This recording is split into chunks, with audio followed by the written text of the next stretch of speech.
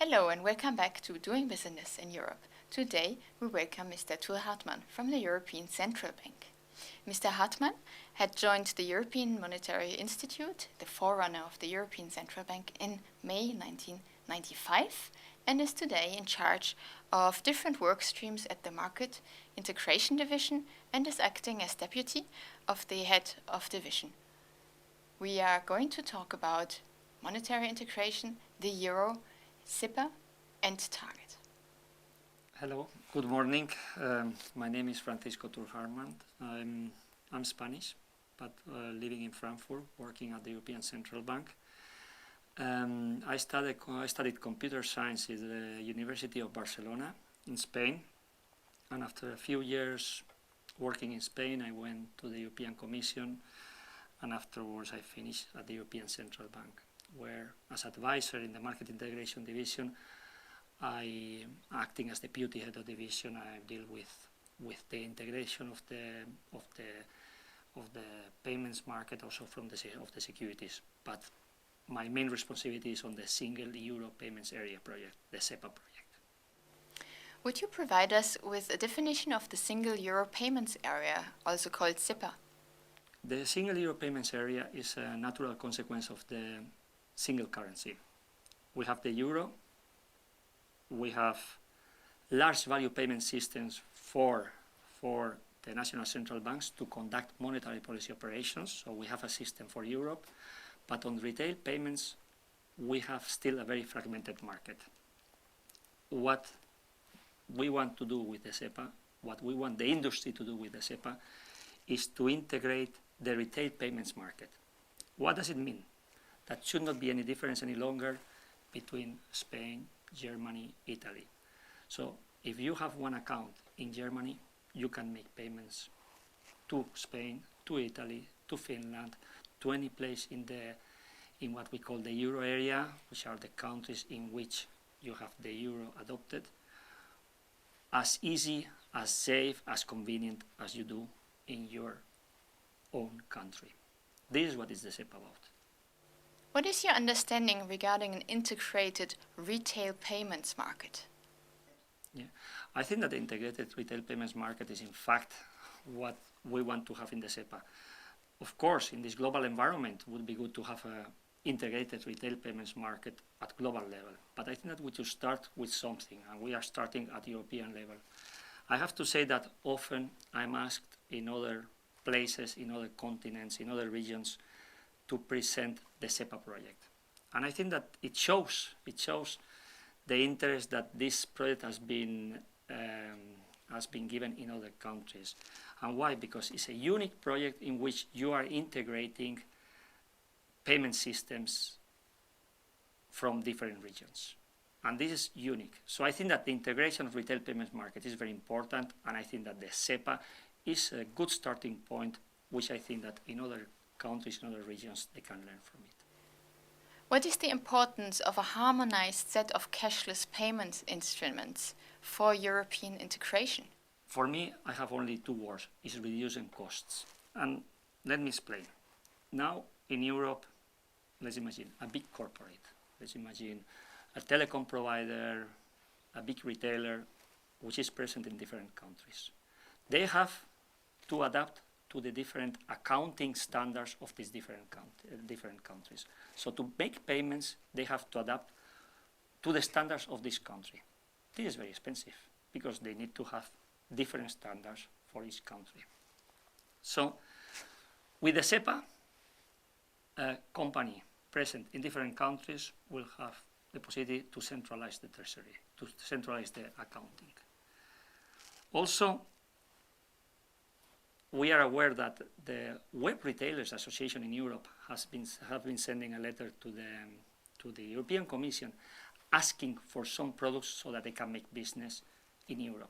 Now, often, if you are in Germany and you want to buy something in other country, the only way that you can buy and you can pay this through the internet is using the credit or the debit card. We think that there should be other type of instruments like credit transfer, like other e-payment instruments that could be used at European level. So what SEPA will do why is this so important? Is will facilitate the trade. And this is also in line with the Lisbon agenda. The Lisbon agenda is very much asking for Europe to be a competitive market. I think that to have an European competitive market in Europe, you certainly need to have the possibility to make payments throughout Europe to facilitate the trade. So I think that SEPA is in line, very much in line, and very much supporting the objectives of the Lisbon agenda. Could you give us some history about this, about SEPA in particular? You must be wondering when did the SEPA started? The SEPA started in 2001. In 2001, the European Commission made a regulation in which banks were not allowed to charge more for cross-border than for national payments. This was the regulation 2560. This was a good regulation because, in fact, the aim of the regulation was to facilitate the cross-border trade within Europe. When I'm talking about cross-border, it's a regulation within Europe, not applying to other countries. The European Commission applies, of course, to the European Union. What happened is that banks could not charge more for something, for a payment, cross-border payment, which normally was more expensive for them than a national payment. Why? Because they had the infrastructures in place to make national payments. But for cross-border, they had mainly no instruments in place, no infrastructures to allowing this kind of payments. This is because the European banking industry created the European Payments Council. The European Payments Council is a group of bankers coming from all the countries of the EU, representing all of them representing different countries of the EU, and they developed the SEPA project. So they developed the instruments and the infrastructures that are needed to facilitate cross-border transactions. This was, for us, the beginning of the SEPA, the regulation 2560 in 2001. What infrastructures are concerned by this? Infrastructures you have, what the banking industry is delivering is providing three types of instruments. The credit transfer, which is the payment instrument that you make to transfer money from one person to another. You have the direct debit, which is the instrument that you are using for paying your utility bill. For example, if you are paying your electricity bill, I don't know how it works in France, here in France, but I know that, for example, in Germany, in Spain, you allow your utility company to debit your account every month on the amount of the electricity bill or telephone bill or whatever. This is the direct debit. And the other important instrument is the payment cards. So those are the three instruments. But of course, those are payment instruments. But for making those payment transactions, you need something below. You need an infrastructure, you need some systems that gives you the possibility to make those kind of transactions. And this is what I call the infrastructures. So infrastructures that allow you to make this kind of transactions. So what is the EPC doing? The European Payments Council, this body created by the European banking industry, is creating the standards that are used in the different EU countries to perform these payments. So they create an harmonized set of standards, plus an harmonized set of procedures, rules. What are rules? For example, when is a payment debited? How is the value? When you start a payment, how long will it take that the account of the receiver of the money will get the money? Those rules need to be harmonized because at the time being, they are still very much fragmented in the different countries. There is another aspect that is very important. You must be thinking, okay, you have these instruments, payment instruments, and you have the infrastructures, you have the standards, and you have the rules created by the European Payments Council. But you need also to have an harmonized legal framework so that the consumers have the same right in Germany, in Spain, in Italy. And this has been This is possible now because the Commission prepared what they call the Payment Services Directive. The Payment Services Directive is now transposed in the national legislations, almost all national legislations in Europe, and what does it do is that you have the same legal requirements related to payments in the different European Union countries. Does this only concern the Eurozone? This is a bit complex. The European Commission is dealing with the European Union. So the Payment Services Directive, which I was mentioning, is affecting all the European Union. The regulation that was referring, the regulation 2560, is also affecting all the European Union, but to payments in euro. This makes the things a little bit more complex. So you have the regulation, which implies, which has an impact on the euro, and you have the directive, which has an impact on all the European Union and all the countries of the European Union.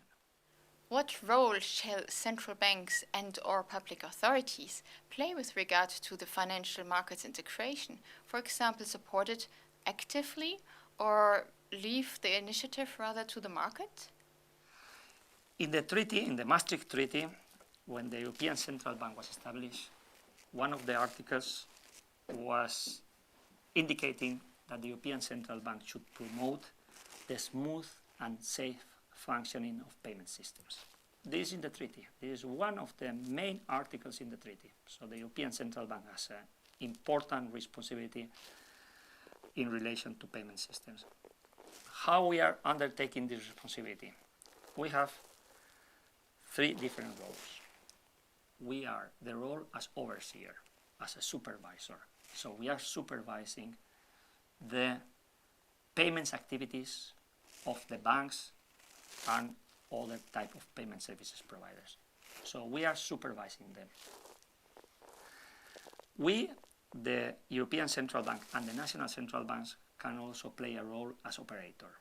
There are some central banks, for example, the Bundesbank in Germany, the Banca d'Italia in Italy, the Central Bank of Italy, which have their own systems, what they call the automated clearing houses, to allow to facilitate payment transactions within the country. So national central banks can also play a role as operator. On the SEPA project, we play the role as catalyst. What do I mean by catalyst?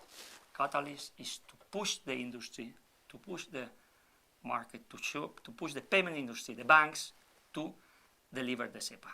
So here we are not delivering ourselves. What we are doing is to set the objectives. We say, what are the objectives we would like that the banks or the payments, European payments industry are able to achieve? And also what we do is to monitor what the market is delivering. With all this work, what we do is every 1.5 years, 2 years sometimes, we deliver something what is called the Progress Report on SEPA. You can find it in the website of the European Central Bank. And then there what we do is what I indicated before. We monitor, we analyze what the market has been delivering, we make recommendations to the market, and we assess how the SEPA project is developing. The European Central Bank in the field of payment systems can also regulate. But up to now we have not been regulating. We have been leaving this work to the industry. But this has created a little problem. What is the little problem we have now? I think that more than a problem is a challenge for us. And the challenge is that the banks have created the SEPA. So again, they have been creating the three basic instruments, which are the credit transfer, the SEPA credit transfer, the SEPA direct debit, and the SEPA for cards. But at the same time, the migration to those instruments is very low. As an example, I can say that in Europe, 7.5% of all credit transfers are only SEPA. So the aim that we had to decrease the cost of making payments is not achieved, because still companies in the different countries have to use national standards, national payments for the national payments, and SEPA standards, the SEPA credit transfer, SEPA direct debit, SEPA for cards for cross-border payments. So we are currently discussing, together with the European Commission, a kind of regulation to set a migration end date for the national instruments. What does it mean? That at some stage, if you go to your bank, you will not be able to use any longer the national credit transfer or the national direct debit. You will be forced to use the SEPA instruments. And this is crucial. This is crucial because we think that really, to make sure that the SEPA is a success, you have to make sure to the users when will be the last time that they will be able to use the national instruments. This is a regulation that is currently being discussed. We are working together with the European Commission in the regulation. We think that the European Commission is better placed than us to make this regulation. And why? Because the European Commission can regulate the user-to-bank domain. The European Central Bank, as I said before, we have regulatory power, but we could only regulate in the interbank domain. So this is where the debate is now. We are, together with the European Commission, examining this possible regulation for the phasing out national instruments. And why we are doing that? Not only because we think that is needed, also because the ECOFIN, the European Parliament, the users have been asking us to do something. And they always put an example as the migration to the single currency. The migration to the single currency had a deadline. Central banks, member states had 6 months to migrate to the single currency, to the euro. Because it was this certainty, people knew that by end of June, all transactions had to be in euro. People moved very quickly. So by end of February, so 2 months after the euro was in the banks and was in the users could have the possibility, the consumers could have the possibility to have these euros from the banks. Only 2 months later, 100% of transactions were made in euros. So it shows that to have certainty about an end date is crucial. And we are working now on this. What is the importance of SEPA and of the euro for business altogether in terms of impacts, benefits, and challenges? I was at the beginning of this week, I was in Madrid, and I was giving a presentation to companies about the SEPA. It was an event organized by the Association of Companies, together with the Banco de España, the Central Bank of Spain. And there, for my surprise, good surprise, I had 200 people attending this conference, 200 people coming from big, small, medium-sized enterprises. And one of the speakers, I was speaking there together with a colleague of Banco de España, but it was also the representative of Telefónica, which is the Spanish telecom provider, so a big biller in Spain. And he was, at the end of his intervention, he was saying, SEPA is irreversible. So let's start to work, let's start to implement, let's start to adapt our systems to the SEPA.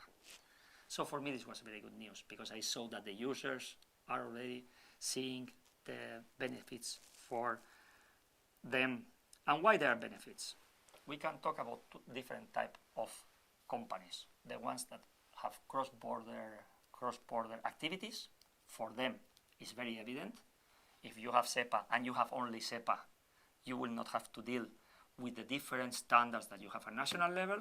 So a cross-border company like Deutsche Telekom, the German telecom provider, will need only to have one account, one bank in one country, and from there they can make all the kind of transactions.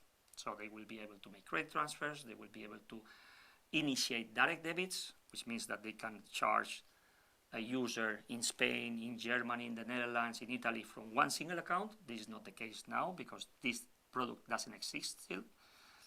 So very clear the benefits for the cross-border. But you must be wondering, yeah, but what is for the small company just beside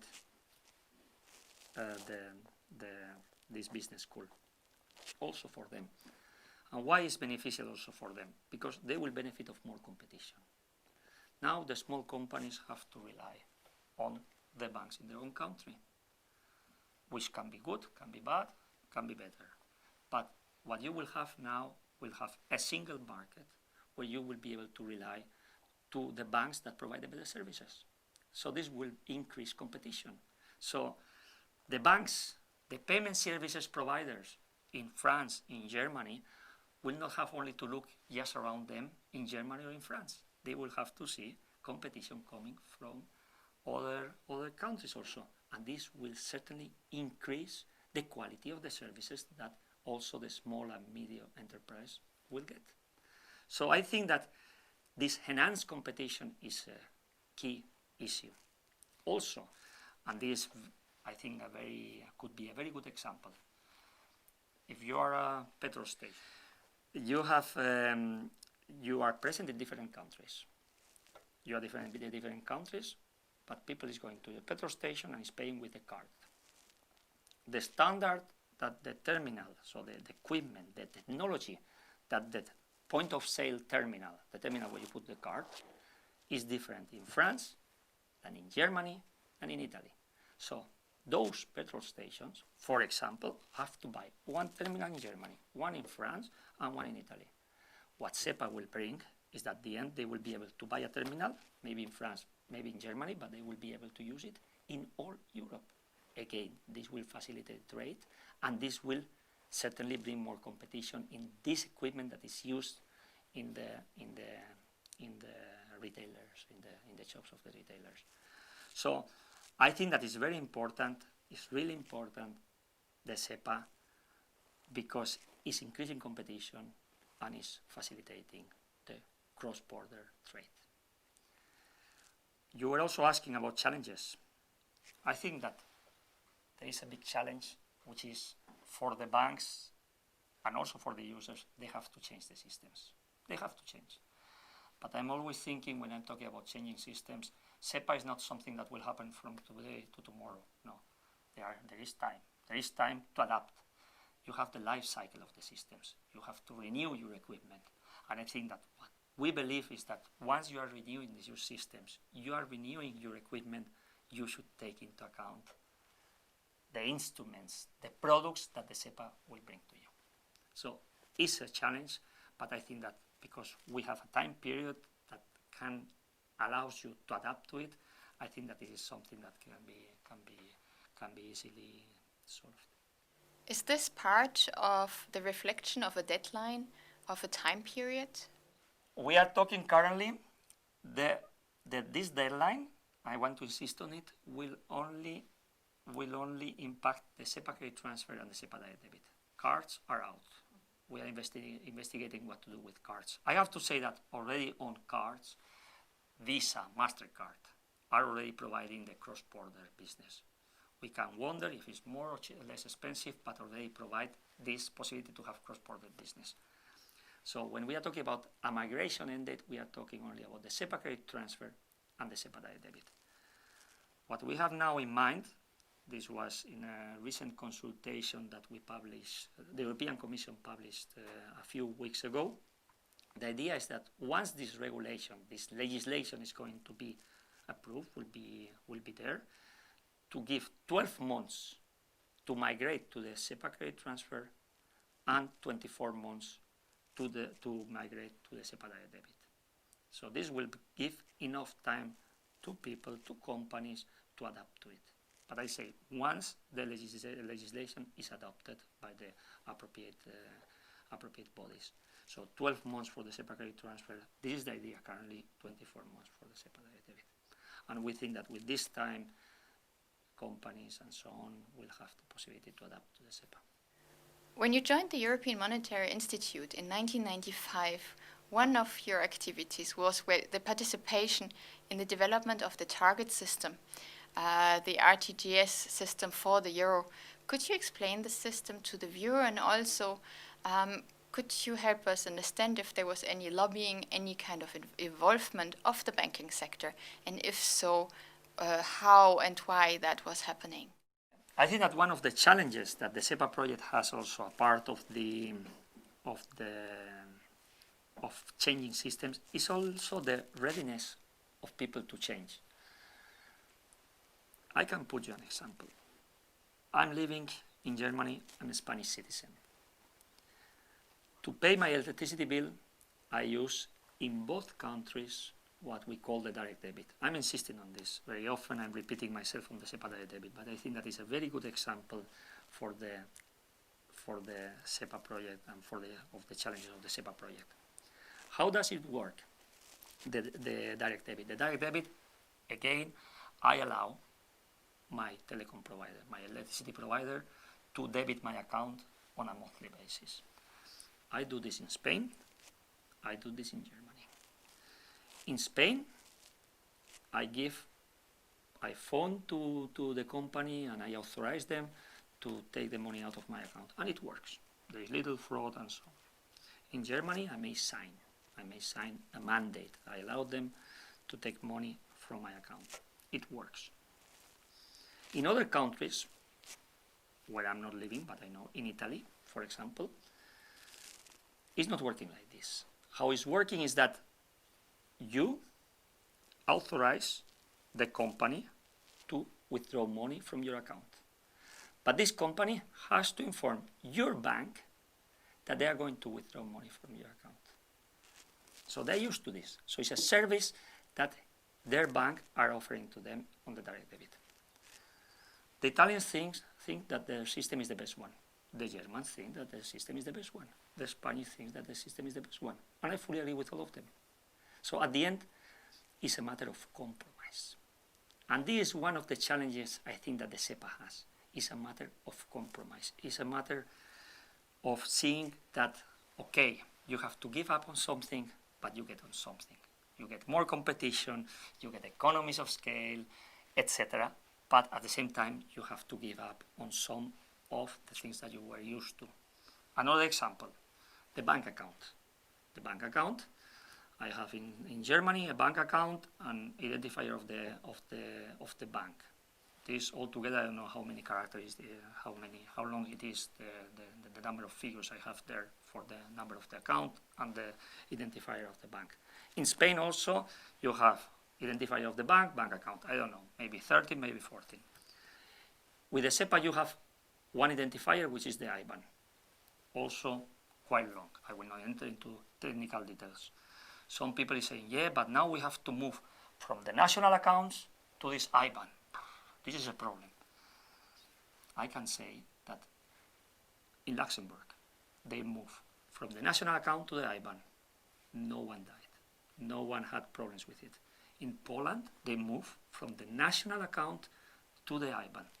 No one died. No one had problems with it. So I think that is one of the challenges, is that the readiness of people to change. And in this respect, I think that communication will play a crucial role. But I don't say that we need big campaigns in the press saying, please take SEPA, because at the end for the consumer, the impact will be very little. I think what the communication should come from the banks, from the payment services providers, to their users, and to say, look, we are going to offer you this, and we are going to offer you this, and these are the benefits of the product that we are offering to you. So I think that this is a crucial aspect. So readiness to change is one of the challenges, and banks stepping in a more proactive communication process. Again, vis-a-vis the clients, not big publicity campaigns. So I think that is one of the important challenges of the SEPA project. I mentioned before the success the European Central Bank and the national central banks from the euro area had by launching the euro. This was a big success. There was another big success, that was the launching of the target system. The target system is what we call the large value payment system for the euro area. It's run by the central banks. And how does it work? Very easy. First of all, it works for large value operations. Large value operations, large value transactions have a risk associated. So if one bank wants to pay to another bank, the receiver bank wants to have this money as soon as possible in their account. And this is what Target is providing to them. And it works in the following way. Let's imagine BNP in France wants to make a large transaction, a big amount transaction to Deutsche Bank in Germany. BNP will go to its national central bank and will say, look, I want to transfer 2 million euros to Deutsche Bank. So what Banque de France, the National Central Bank of France, will do is to debit the account of BNP in the accounts of Banque de France. At the same time, it will credit the account of the Bundesbank, which is the National Central Bank of Germany, in the books of Target.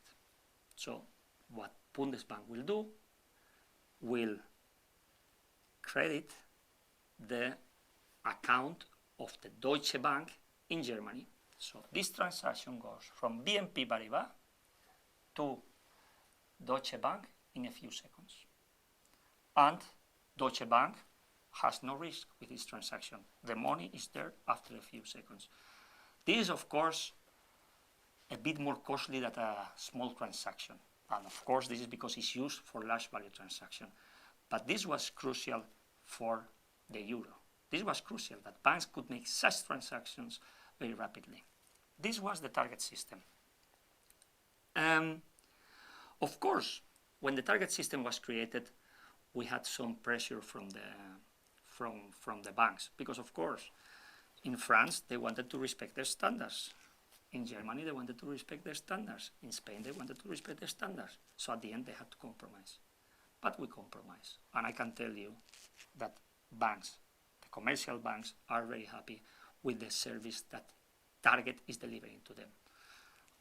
Target, I was participating in the development of Target. Now we have a new release of Target, that is Target 2, which is even more centralized, which is even more harmonized, is up and running, and is very, very much appreciated. So again, I have to say, and maybe because I'm representing the European Central Bank, I'm making too much publicity, but I think that in the two projects in which we were heavily involved, it was the euro, the single currency, and the payment system for the euro area, we have been able to deliver, and we have been able to satisfy the needs of the commercial banks, and at the end, the users in general. Being in charge of coordinating different working streams of the Market Integration Division, acting as the deputy of the head of division, you also oversee the ECB cooperation with the European banking industry, in particular in the development of a more efficient and safe payment infrastructure to process retail payments in the euro area. Now, in the current times of economic turbulences, for you, what is the future of retail payments integration in our single market? I will not lie if I say that the current situation, the current crisis that we are living, is not facilitating things. But it also shows something. It showed that for the banks, retail business, including retail payments, is a stable source of revenue. And I see often figures that I see that 25% of the revenue comes from the retail business from some banks, other figures say 30%, but at the end, this is stable revenue. It is not being dramatically higher one year and dramatically lower one other year. It's a steady increase of the revenue. So what I realize is that banks, of course, in times of crisis, they are very reticent to invest, to make new investments.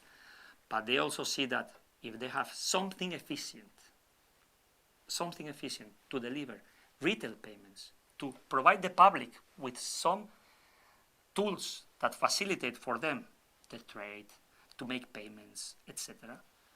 They are seeing that this is bringing some additional revenues. So I think that banks more and more they are behind this project. They see the benefits, and I have to say, banks have been investing already on there. The systems are already there. So I think that now what is very important is that they are phasing out the national instruments. So I find it a very good question, but I think that the investments have been there, and I think that banks are realizing more and more the importance of retail for their own business.